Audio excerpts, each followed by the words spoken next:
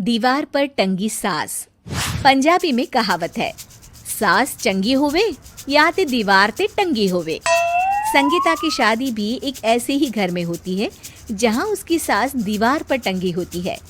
ससुर और पति शादी के पहले दिन उसे सास के फोटो के सामने ले जाते हैं, जहां ससुर जी कहते हैं, बेटा संगीता, ये तुम्हारी सास थी, बहुत नेक और भली, लेकिन थोड़ी गुस्सैल थी। गुस्सा आने पर सब तहस नहस कर देती थी, पर अब ये इस दुनिया में नहीं है। हाँ संगीता, माँ होती तो तुम इनकी कोई बात टाल नहीं सकती थी, वरना तो माँ घर में भूचाल ले आती। संगीता मन में खुश होती है कि अच्छा है कि ऐसी औरत अब इस घर में नहीं है, लेकिन दिखावे के लिए वो जैसे ही सास की फोटो के सामने हाथ जोड़कर खड़ी होती है, ये क्या? सास उसे देखकर मुस्कुराने लगी।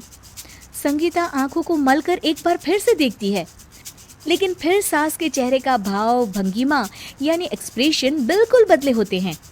वो अपने पति और ससुर को कहती है, माँ की तस्वीर तो स्माइल कर रही है। ना बेटी, ये कैसे संभव है? जरूर तुम्हें कोई गलती हुई होगी, ऐसा कैसे हो सकता है? लगता है तुम शादी की सारी फॉर्मेलिटी करते करते थक गई हो, तुम्हें आराम की जरूरत है संगीता। खैर, सारे संगीता की बात को इग्नोर कर कमरे में चले जाते हैं। वैसे सास की फोटो पर एक्सप्रेशन एक के बाद एक बदलते ही रहते हैं।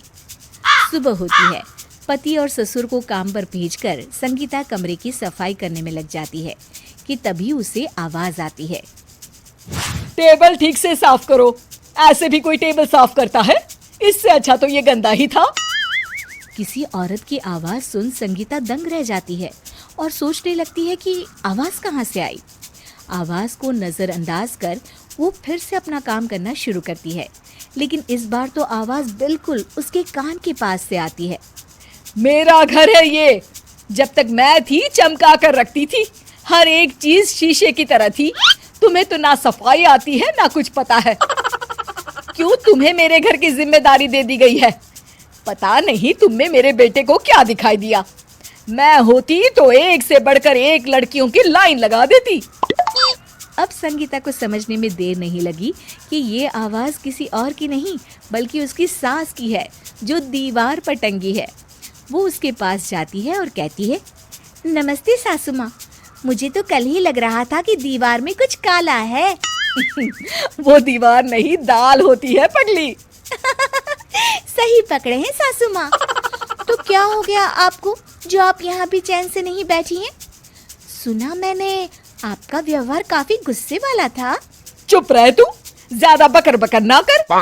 घर का काम करना तो आता नहीं, आई है मुझसे बहस करने। हाँ देखिए सासू माँ, मैं आपसे साफ साफ कह देती हूँ, मुझसे पंगा लेने की कोशिश मत करिएगा। तभी पीछे से संगीता का पति आता है। अरे संगीता, किससे बात कर रही हो? कौन है वहाँ? संगीता की सास की फोटो फिर से पहले जैसी हो जाती है। आपकी माँ से कह रही थी कि मुझे काम करना आता।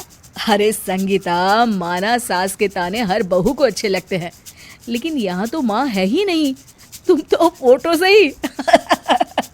तुम भी लाजवाब हो संगीता। किसी को विश्वास नहीं होता कि संगीता अपनी मरी हुई सास की फोटो से बात करती है। वहीं आए दिन संगीता की सास संगीता को किसी न किसी बात पर आते जाते ताने देती। संगीता को भी अब सास के तानों और उनसे बात करने की आदत हो गई। वो कभी खानदान की कहानी तो कभी तीज त्योहार कैसे मनाए या किसी व्यंजन की रेसिपी सास से ही पूछती। सारा दिन घर में अकेली संगीता की सास अब उसके लिए तानों के साथ पक्की साथी की तरह भी रहने लगी थी, जो किसी और को नहीं बल्कि संगीता को ही सुनाई देती। तो देखा आपने, सास बहू का रिश्ता हर रिश्ते से ऊपर होता है, फिर चाहे वो खट्टा हो या मीठा। उम्मीद है कि आपको हमारी ये कहानी पसंद आई होगी।